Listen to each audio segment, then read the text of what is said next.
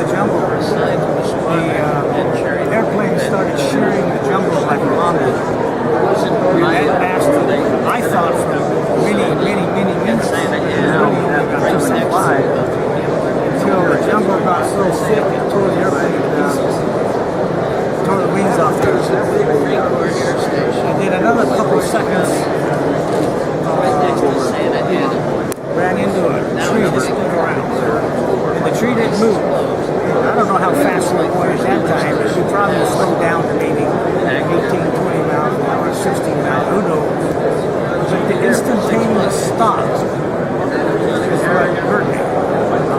I'm telling the doctor I got whiplash. I got whiplash. We were back to Vietnam. The rescue was hair-raising crash. When we landed against that tree, it wasn't whiplash. The doctor, when I was finally rescued, made it clear that I was involved in a neck elongation event. I will be with the rest of my life. I may be married to it. I was 19. I didn't know I was going on. I just knew I was hurt. She sustained your neck. It ultimately stretched, damaged, pulled this occipital nerve on the left side. And I didn't know I was hurting because I was in shock. Well, you had all that. I was in shock. I didn't know I broke 2 ribs. I didn't know my whole body was full of massive bruises on this side. I was just in shock. And the big deal was, we got to get out of the airplane. Get away, far away from there. The airplane, it's inside of the airplane. Hand grenades, white phosphorus grenade, smoke grenades on this side, more hand grenades. So I fill all my pockets up with all these hand grenades because we're going to land in the jungle where we don't secure it. And then there's all these big traps around. Was there like you have these little bamboo traps going in the bottom? No. I was in raw, untouched jungle. Oh, it was untouched. No, a raw, untouched jungle. My whole year. No tunnels, no booby traps, just raw jungle. The Central Highlands was pretty cool at that time. Where I was, I didn't have to deal with that. Central Highlands, Central Highlands, Vietnam, pretty cool. Central Highlands. Okay. Right in the middle of the country. Vietnam.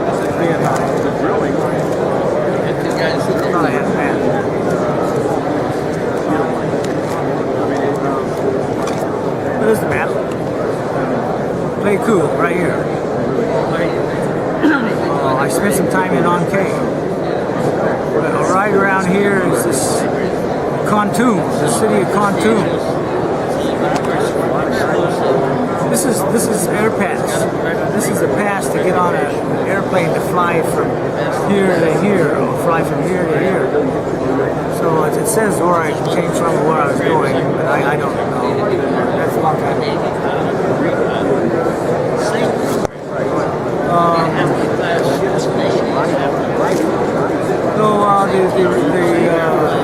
The rescue, we're out of the airplane now. The airplane's suspended in the trees about 12 feet high. It's like Jurassic Park 3. Only we weren't 80 feet high, we were only 12 feet. And we were unconscious for some little length of time, I don't know, maybe just minutes. Could have been just seconds. When we impacted and I knocked me unconscious, I saw nothing but glowing fluorescent white lights. Saw nothing. Anyway, and I woke up and I saw a jungle and a tree up, the airplane up against this tree. Looked down, it was 12 feet down. So I was shooting in a tree? Yeah, the airplane crashed suspended in a tree. Just about 12 feet off. Kind of played with this right now. And I shook the captain, the pilot. He was alive. I was alive. He was banged up, much worse than me, because he didn't hit his lever to suck me into the seat. Now, my sucked into the seat, but it wasn't. It had a 5-pound helmet on, strapped under my chair. That's what helped me. When we impacted the tree, that's what stretched my neck. The VA today considers me 100% disabled because it hit me. Today's a good day. 1 to 10 out of 3. Last Thursday and last Sunday were 8s and 9s. I have to lay down behind the sofa on a down blanket with my head on the heating pad. Medications don't help. That's why they consider me disabled. So you have like pain that just comes out of nowhere? Right here. Yeah, just like me sometimes, I've had problems with my spine, like sometimes my upper spine, and other times like pain which come out of nowhere, it'll be excruciating. Well, my condolences. Pain. No, I'm just I can relate to what you're talking about. So I put up a good front because very few people know that about me.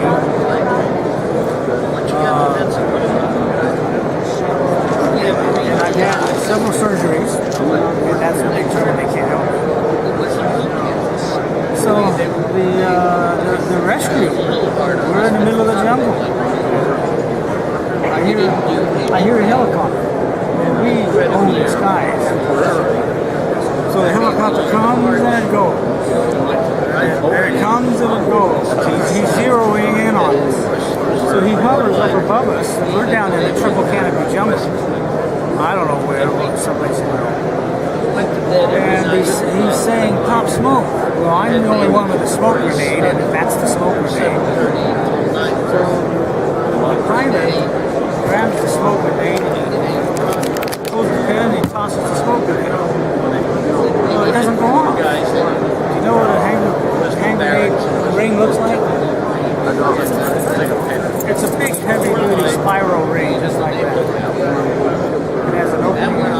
just out of curiosity, when his hand was shaking, he had like tremors or? Yeah, he was hurt. He was hurting more than me. And he insisted on throwing the smoke grenade.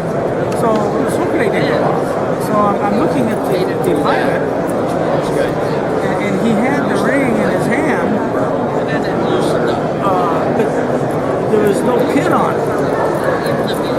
The pin he got to grab to pull out. Somehow he unspiraled the ring off the pin, and the hand grenade ended up in the jungle, about 18 feet away from us, with the pin still in. So I'm hurting, and that's the only smoke grenade we had.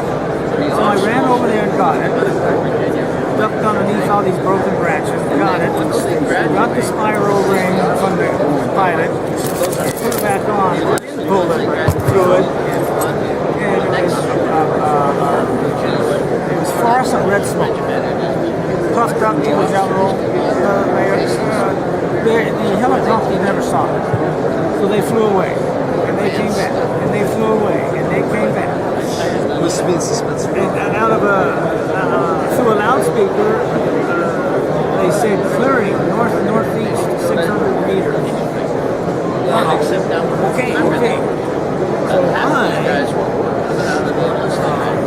as we were crashing, I radioed in our direction, our altitude, and across the point here is on the map where we were at that time.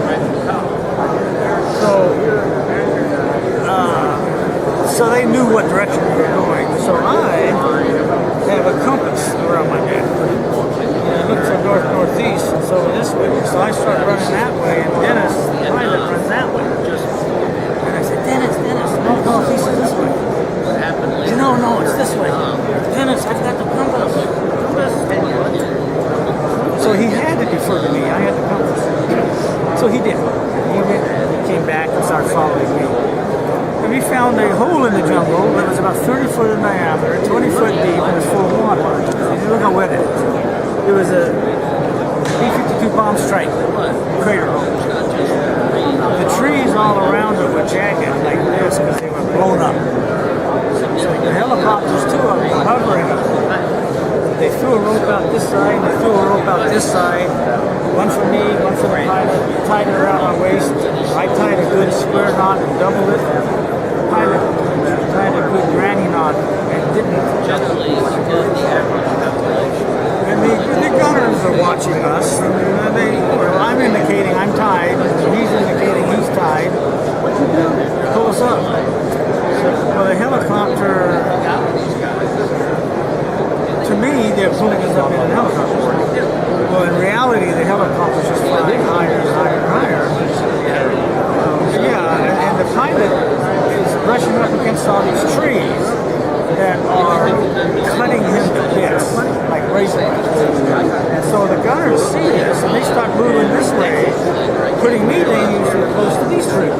So, But we're higher now, so I miss these trips. wait, so how'd you said you had a compass? You had a compass right there, but how'd you get up into the helicopter? That also part. Well, they lowered ropes down. We tied them around our waist. So they bound you. Yeah, they found in that clearing. They said clearing north-northeast, 600 meters. Oh, I see. So we You ran. signaled your location. Is that shit, right? Oh, the pilot had a radio right here. You push that button and it sends out a beep, beep, beep, beep, beep.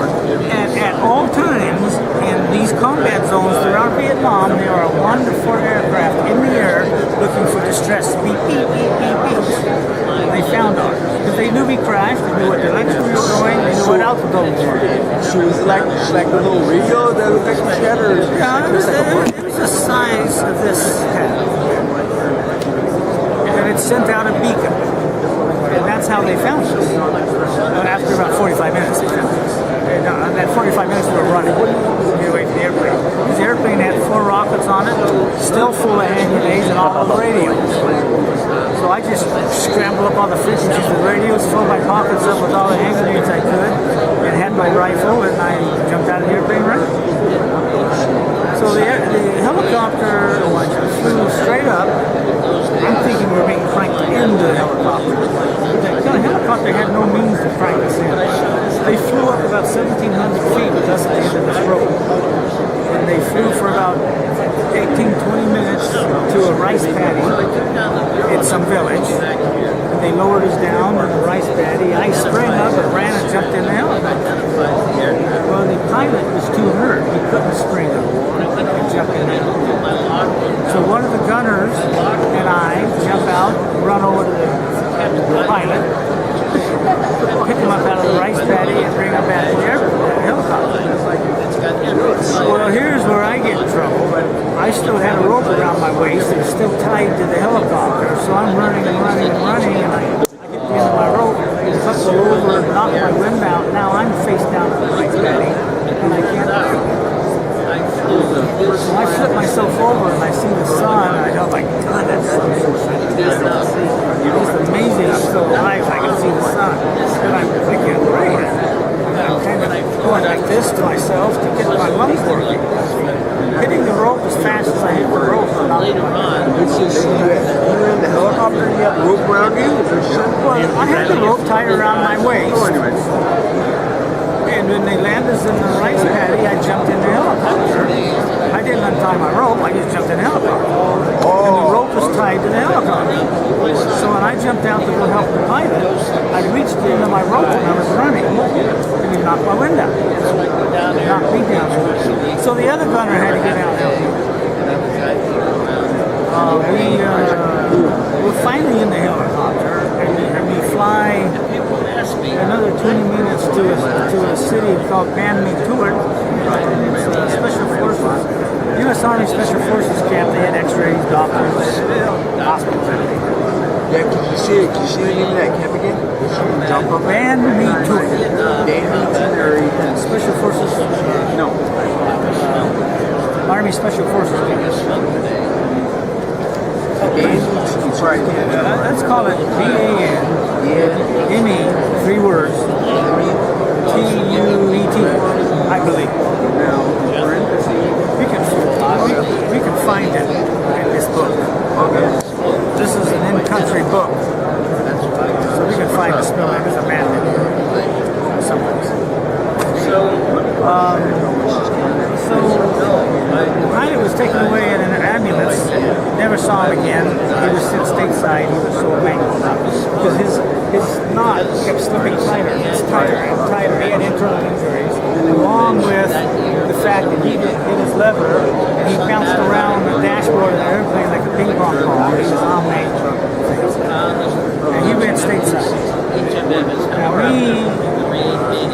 they had a medic come and get me, the helicopter man. The helicopter's never even landed.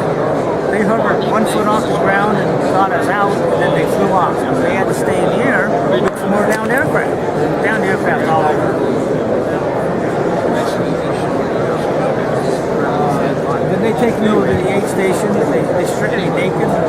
My uniform was sitting on the ground, and they had an orderly pick up my uniform, and it weighed 60 pounds, just my uniform. What's in your pockets? Well, my pockets are full of hand grenades. So they all panicked and ran out of the aid station. Out of curiosity, would be the uniform weigh so much besides the hand grenades? Well, the hand grenades. I had every jumper fatigues had pockets. Did that mean hand grenades? I probably had 18 or 20 hand grenades. Because the airplane had hand grenade racks, because they throw hand grenades out the window. So you're ready to take on all of the South? Well, I didn't want to be a prisoner of war. If there was going to be a fight, I was going to do what I can. But the gooks never found us. We were saved. We pull out the jumbo first. And so I'm standing there naked now because you don't wear underwear. Too many layers of cloth. Too moist. So And you get that fungus on you. yeah, so I had that fungus between my legs. It's not very comfortable. Half the year you're wet all the time, and the other half is sweating. So I'm standing there naked, and they run out of the tent, and they tell me to take my uniform and throw it in a hole this big in diameter lined with sandbags where they put munitions. Because people come in with munitions in their pockets all the time. So I had to go deposit my own uniform in that hole.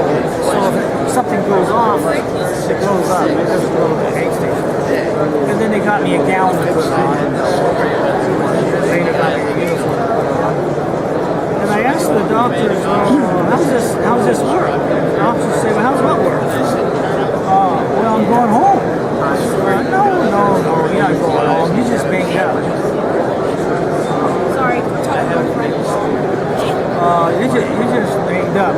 You're a radio guy. Get a hold of radio. Get a hold of your unit and rejoin your unit.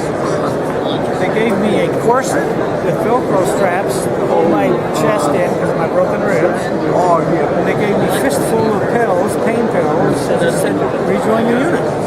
Oh, so we see That was the extent of my care. you're seeing that you had broken ribs, you had damage to your neck. These two broken ribs, there's no knowledge of damage like that. So my whole body was sore. I was in shock. I didn't feel any pain until way later on that night. Oh, it's just still that good. I was in shock. Oh, you were in shock.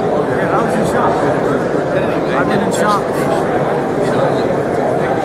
times in Vietnam. That was the 3rd time. And you sit back to your unit, or did you refuse, or you just went back? No, I had to find the radio and find the codes and find the frequencies and the call signs. And I found my unit and told them where I was, and they said, sit tight, 4 days, we'll come pick you up. So I got to relax for 4 days in pain, but I had plenty of pain pills. And this was probably about the 23rd of January it happened.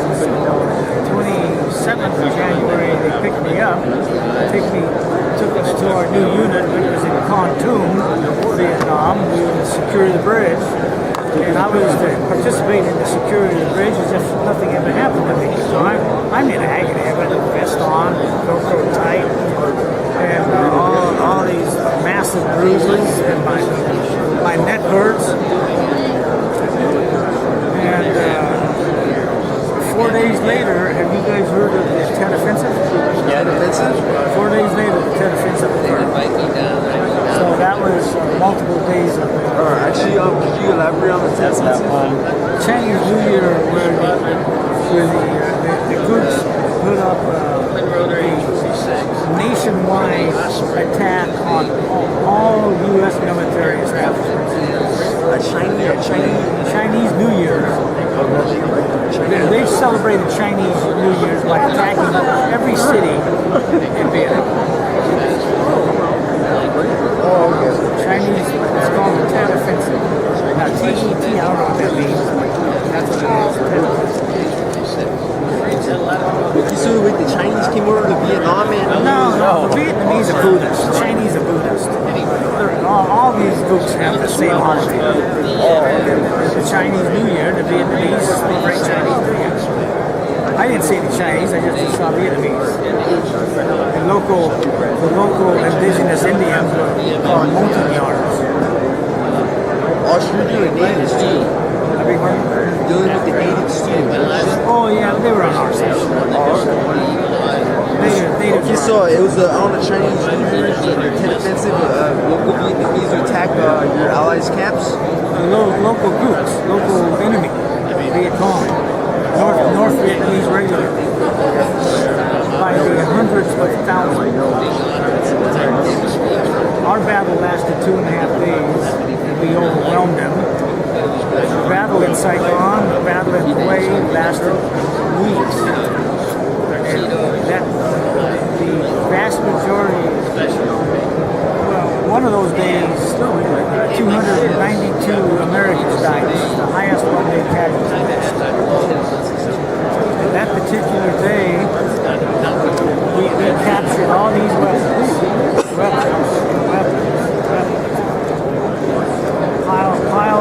Piles of weapons. Hold it. Yeah, go ahead. We captured all these weapons. Half of these weapons were American made. So they were basically using American made weapons. Oh, half of them. Most of it Chinese.